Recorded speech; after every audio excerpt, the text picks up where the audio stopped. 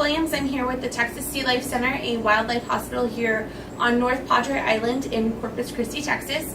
So our main goal is to take in sick and injured wildlife, rehabilitate them, and then release them back into the wild. So we take in orphan songbirds, shorebirds, raptors, all species of birds, as well as 4 out of the 5 species of sea turtles that we have here in the Gulf, including the Kemp's-Ridley, green sea turtles, loggerheads, and hawksbills.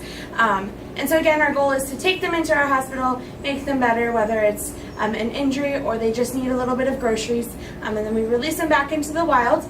We also have a huge education emphasis, so we are open Wednesday through Sunday for tours and visitors to show all of our both non-native and native education animals, and kind of teach the people about life here on the Gulf for sea turtles and some of our other animals.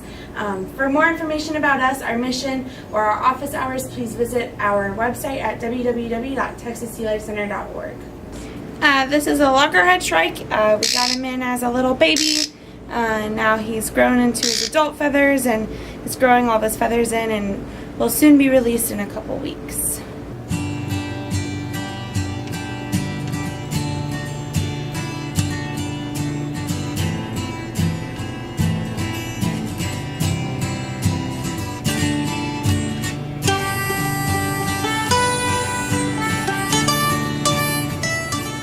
So this is a green sea turtle that we have here in rehabilitation. It's a juvenile, maybe 4 or 5 years old, and you can see it has a growth on its nose. That is from a virus called fibropapilloma, and it's a type of herpes virus transmitted between sea turtles, and so it's very common here in the Gulf to get greens with this virus.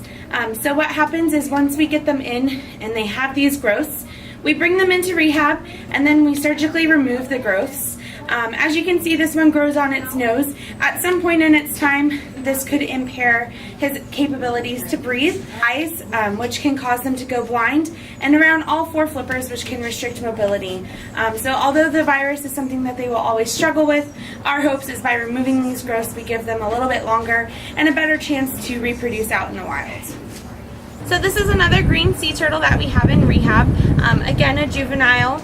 And he came to us about 2 weeks ago after having a hook lodged in its mouth, as well as that papilloma virus that I was talking of earlier. So once he came in, we did surgery to remove the hook, as well as all the tumors, and now he's in the healing process and on a course of antibiotics. So here in about 4 to 6 weeks, this turtle will also be released into the wild.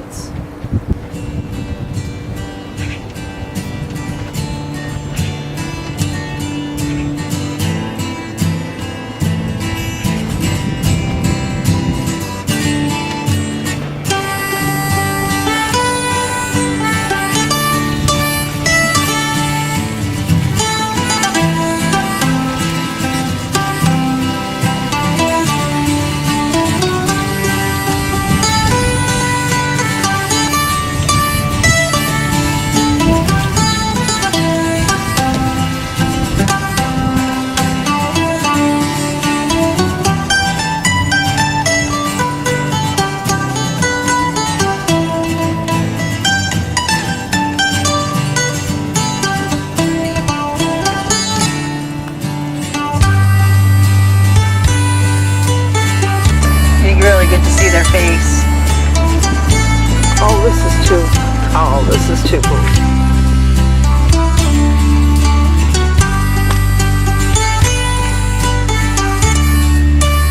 See how that eyelid has been eaten on the left hand side, but that eyeball is just fine.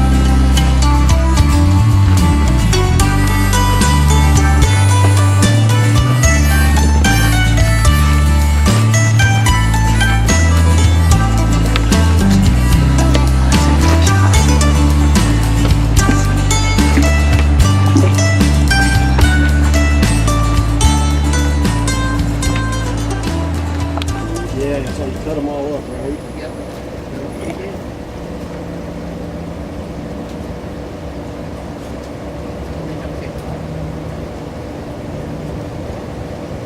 So are you the staff veterinarian? Yes, ma'am.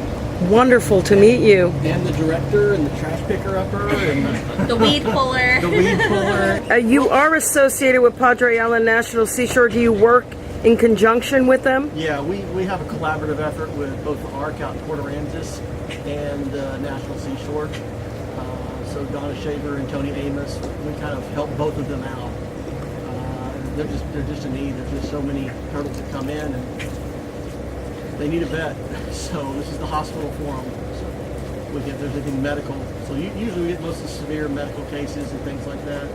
Some of the straightforward cases that just need food and some support will go to the ARC. But if it's a pretty severe medical case that comes here, just because we have the personnel and the equipment, things like that to take care of. And we have those platforms in there because sometimes they'll sit on them and rest on them. Okay. And we'll get calls every now and then where sea turtles are floating at the top like that, but sometimes they do baths and sunbathe out of the water, out in the wild, so that's not unusual. Once he gets acclimated in here a little bit, we'll clean his shell off too. We've got a lot of debris, which is not uncommon with the longer hairs. They've got a bunch of algae and barnacles and other things growing in their shell. Not an adult, he's probably sub-adult. I mean, they're big. I don't know if you see the wall in there. Yeah. That's how big they get. This is probably still juvenile. Meaning like, Since they're not sexually mature yet. No. so I mean like 3 years, 10 years? What? Probably closer Ballpark? to 10. Yeah. Closer to 10.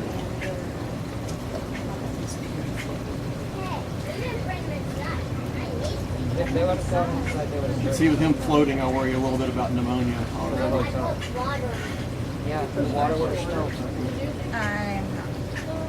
How often do they wash up on the beach? Around this area, just turtles in general, we probably get anywhere from 300 to 400 a year.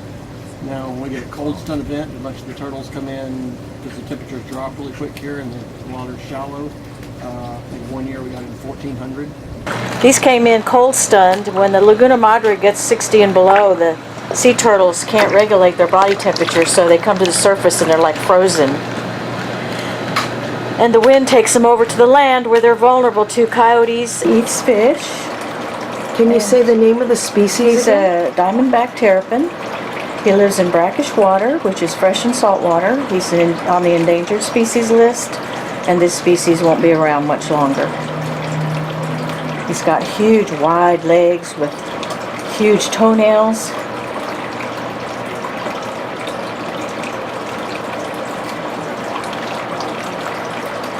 Beautiful diamondback. Almost looks like a rattlesnake, kind of top shell.